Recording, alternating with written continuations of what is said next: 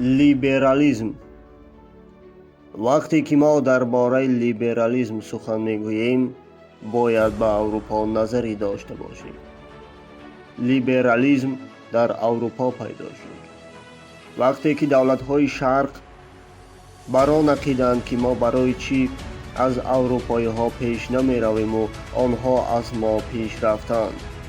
این سخن را اگر ما از خود اروپایی ها پرسیم آنها چنین جواب می دهند: حکومت ما پیشرفت ما، زیرا ساختارش سبب می گردد. در عصر 18 درباره لیبرالیسم عقیده ها زیاد بودند. یکی از فیلسوفان انگلیس با نام جان لاک پدر لیبرالیسم کلاسیکی شناخته می شود که او نظریه های خوب را بیان کرده است. این نظریه های عالمان در اروپا یک نوع حکومت را به وجود آورد: حاکمیت لیبرالیستان. این ساخت یا لیبرالیسم از اروپای غربی ظهور کرد، سپس به ایالات متحده آمریکا هم رفت.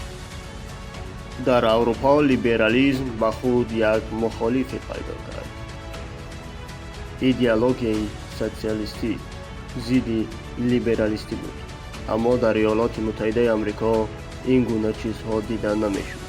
یکان ایدئولوژی پیش راه لیبرالیسم را نمیدید. همین بود که آمریکا پیش رفت.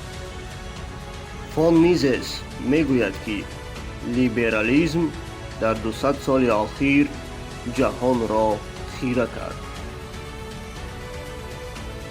باز قید میکند همین بود که تکنولوژی رشد کرد، آدمان به فضا روند.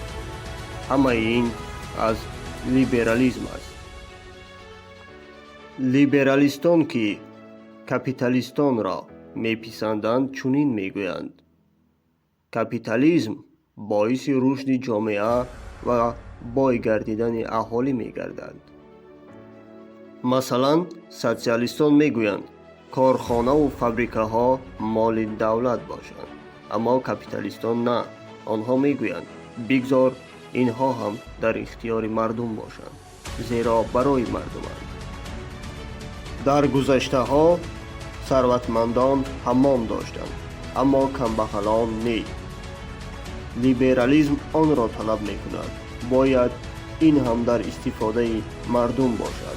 به مثال ماشین ها که در گذشته ثروتمندان داشتند امروز همگان دارند.